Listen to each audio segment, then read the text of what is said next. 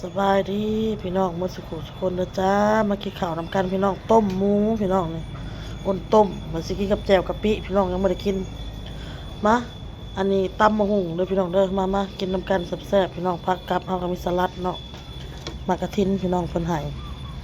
มาพอดีโอนก็ไปรับเอาน้องบอลแล้วก็ไปซื้อตำมะฮุ่งมากินเด้อพี่น้องเด้ออันนี้หมูโอนต้มไว้แต่เช้าพวกพี่น้องเอ้ยก็เลยยังบ่ทันได้กินพี่น้องหากะสิมากินนี่แหละข้าวน้ำพงเนาะแต่เช้ามานี่น้ำพงเนาะ แต่เศร้ากับป้อนเข่าออโต้แล้วก็เอาออโต้อาบน้ำอาบในแล้วก็ออกไปหาสต้อยห่อเข่าไปให้ตอนนั้นกูคิดแล้วเข่ามึงเอากลับเมื่อโลดเข่าบ่ห่อกูก็ยาวะนางต้อยพี่น้องก็เลยกลับห่อเอาเข่าแล้วกลับมาแล้วก็เอาออโต้นอนแล้วก็รับนอนออโต้พี่น้องอุ่นนะมันยังพันได้กินข้าวกินน้ำยังไปหับน้องบอลมาก็ไปแวะหาโอนกับครัวปลาประเสริฐลาบปลาพี่น้องมากินข้าวน้ำกันตำมะหูพี่น้องต้มหมูโอ้ย ออกลูกมันมานั่งที่ข่าวนี่มานั่งลงอ้วนแท้อ้วนแท้นี่คือหมูแท้นี่ค่ะคือหนูแท้นี่คือปนหนูแท้นี่ค่ะสบายดีพี่น้องวัดสุขุสุคนเถอะจ้ามากินข้าวพี่น้องตำหูปิ้งหมูใส่กรอกจันลูกมอดก็หลดนะลูกมอดซะมอดไม่ใส่เอาโต้กินใส่กรอกนี่จ้ะลงกระบี่หนังกระบี่ข้าวหนึ่งห่อสต้อยอะไรพี่น้อง ที่ป้านี่ ห่อสต้อยเอากลับมาที่เข่าก่อนลูกมันจะไปกินค่ะเขาเลยน้องที่เจ้าที่เลยเอาไว้เดี๋ยวแม่มันคำไหนพูดมันกินไม่ได้หรอกลูกมันจับไปสิอุ้ยกิน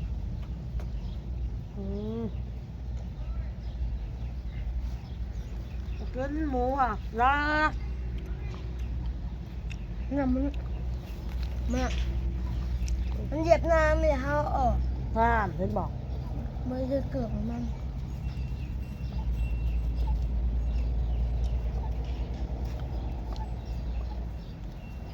เธอป้าไก่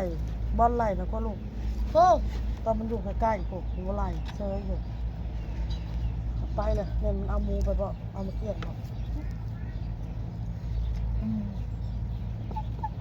เสือไก่เมื่อเอาบู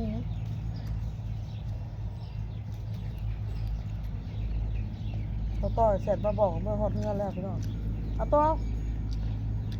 ตัวเอ้ยตัวพี่เก่ามาลงมา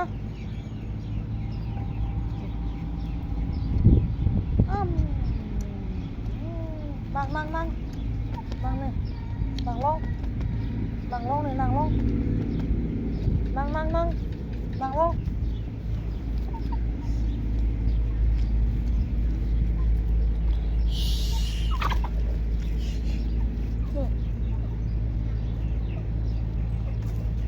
ทำบุญไปเลยมาเลยเหยียบน้ำอีกด้วยเหรอเดี๋ยวจะบอกน้ำมันก็ตีอย่างเงี้ยไม่ได้บอกก็ส่งไปเรือนอุ่นเอาเข็มลาวบอกเข็มมาเข็มน้อยแพงบอกน้ำบอกอยากกินมักกี้อยากพี่น้องเลยกินข้าวก่อนแม่ว่าเนี่ยแม่ด้วยมันจะเป็นน้ำนองนั่นแหละแม่ว่าเป็นน้ำนองอ่ะบ่งเอาน้ำอุ่นเป็นน้ำนองอ่ะเจ็บด้านในให้ไปเตาเสื้อครีมก็แซ่บอะไรเนี่ยเสื้อครีมก็บริจาคออกได้ไหมมันยังเคยจับน้ำ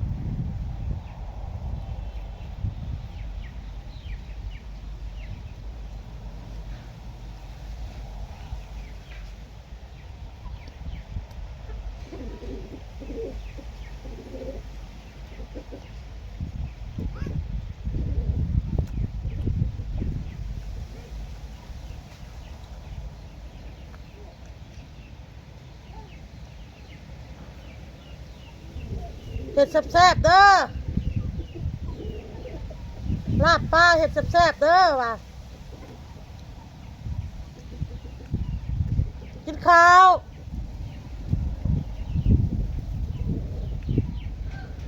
ม อ้นนี่อายุเราเริ่มร้ายแล้วเฮ้คือกับประมอนขักเลยแนมไปน่ะอะไรคายมือโอ้ยบ่เฮ็ดลูกอันนี้บ่เฮ็ดแยะบ่เฮ็ดนี่พักสิเอาก็สิเอาตัวนี้พักนี่บ่เอากระถิ่นนี่เอานี่บ่ลูกนี่เอานี่ลูกบ่เฮ็ดลูกอันนี้มันยากมันสิฆ่าคอเจ้าต้มใส่ขนองใส่เกลือไปนัวไปลองต้มหมูเจ้าเลยต้มคือว่าเป็นจางๆลูกอันนี้จะเอาไปจิบในบ่อนเลยหนูเอาไปลูก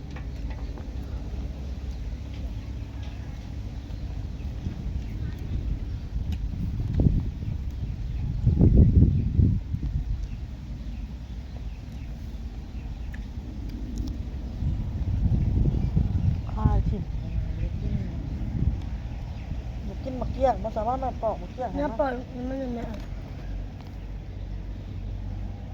เฮ้ยนะอุ้ยบ่ไปนะนี่แหละนะครั้งกินอยู่ห้องแล้วใครแน่พี่น้องเลยกินอยู่ในห้องใครแน่ กินไม่ออกมาหมดตึกทำไมอ่ะ บริใส่เกลือ มันแม่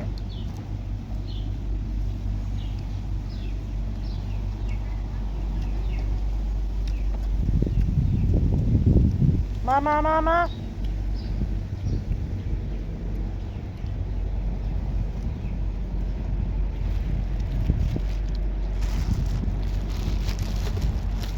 ขึ้นมาเครื่องอ่ะ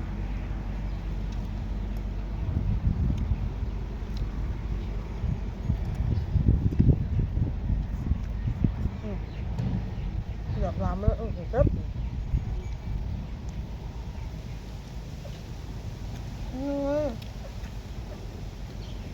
มันไม่รู้จะเก็บหยกเบลมันหยบน้ำธรรมดามันจะเก็บตรงไหนมันมูจะเก็บเลยแต่ตรงไหนเพื่อจะบังโง่มันหยบน้ำอย่างนี้จะเก็บหยกมันรู้มันงงกูยับเดาไปกับว่าว้าวมันเยี่ยงนั่นไหมอ่ะ ตำหัว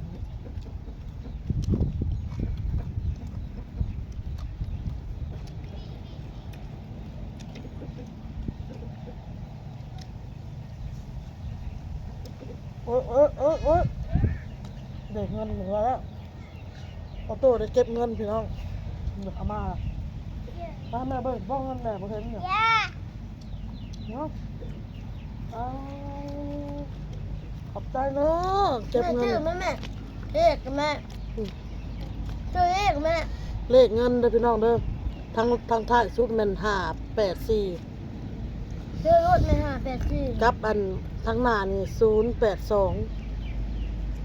ชื่อแม่ ออโต้เก็บเงินได้พี่น้อง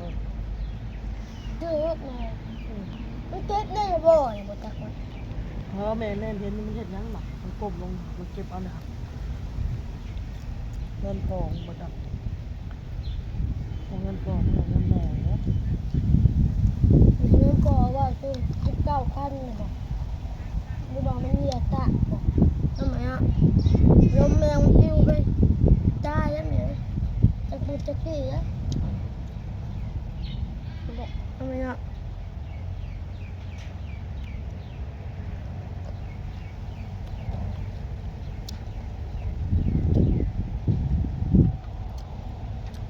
มาแม่ลูกมาแม่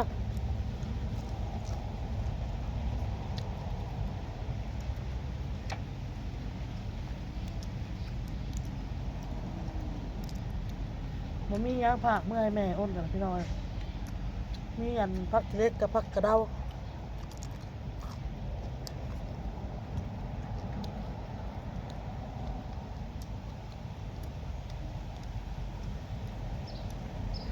เก็บหมกเกี้ยงมาปะลูก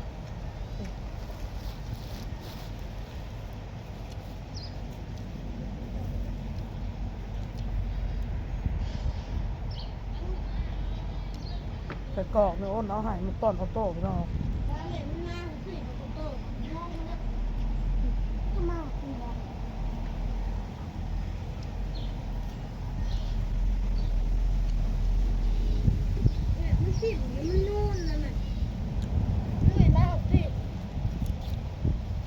ข่าวมากินเกลี้ยงมาเลยมั้ยกินเกลี้ยงมาสองเกลี้ยง แม่ กินเกลี้ยงมากินเกลี้ยงมาโอ้ยเห็นเลยกินบ่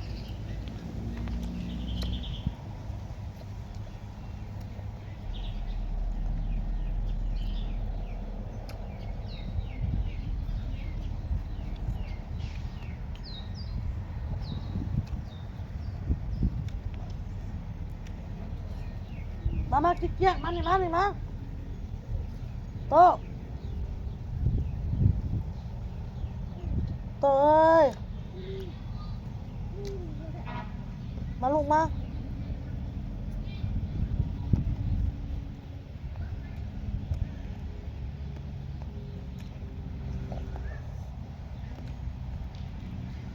กินเกลี้ยงมาเลยแม่แกะออกมา อย่ามั่วตะความเนี่ย นี่แล้ว อย่ามั่วไปเลยแม่นี่ ลูกเอา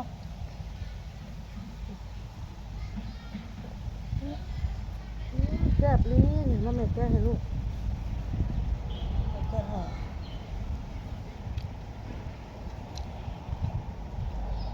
มดหมาก2หมากไว้พี่น้องให้เอาโตกินปักเกลี้ยงนี่ดีอยู่บ่พี่น้อง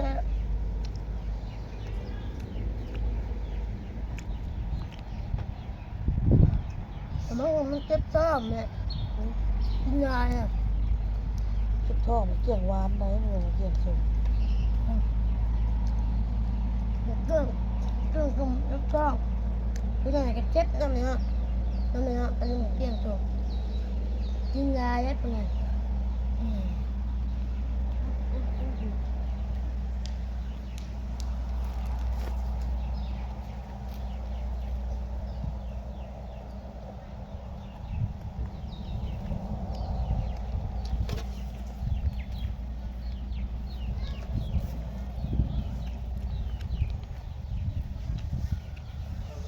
อ๋อเหล็กมันเลยเนี่ยโตอ๋อโตเยอะลูก ตาแม่น้ำออกเลย เหล็กมันเลยเนี่ยเฮ็ดอากาศเลยมือทันใจแล้วแกะให้มัน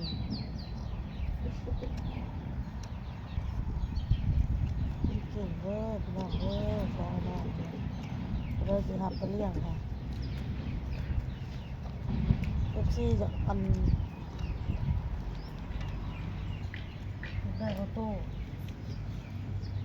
บ่หายบ่ลูกบ่หายบ่เป็นยังก็บ่หายพี่น้องน้องแทงน้องหรือบ่ เจ๊ตุ่มเจ๊ตุ่มเจ๊ตุ่ม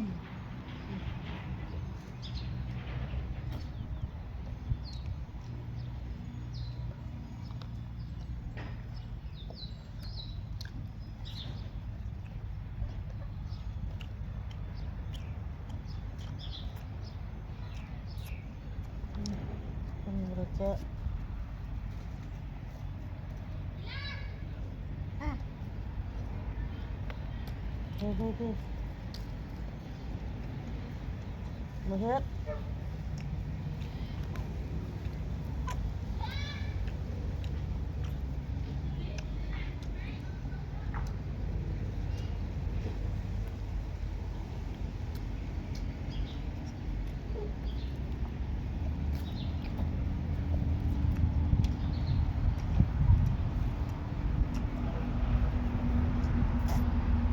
เอาข้าวกินกับบ่กินละค่ายน่ะน้ำหลานๆน่ะ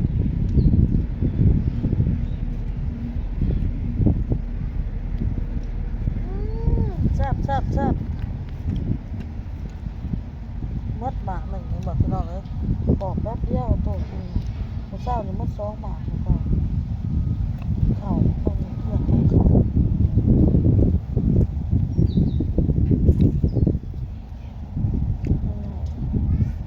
ดซื้อของเรียนใหม่พี่น้องเนี่ยซื้อของนี่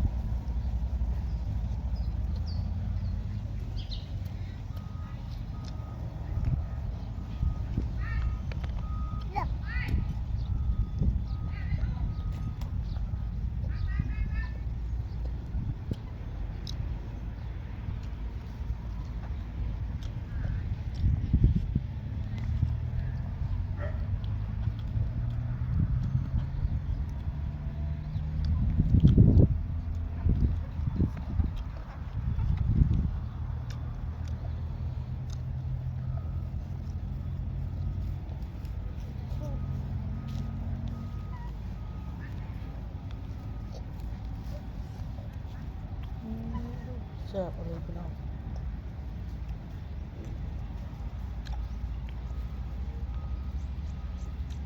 อ่ะพอเข่านี่สิกินกับพ่อเข่า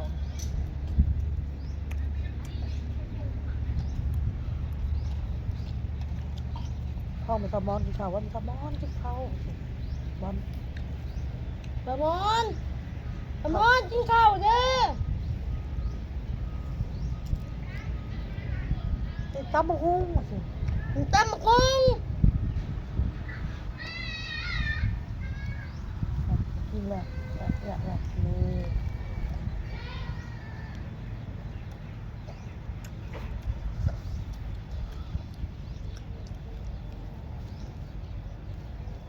มากินละ เนาะ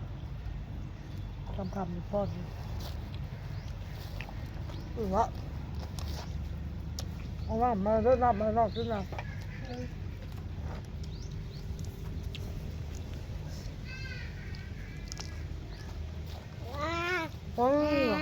ว้าว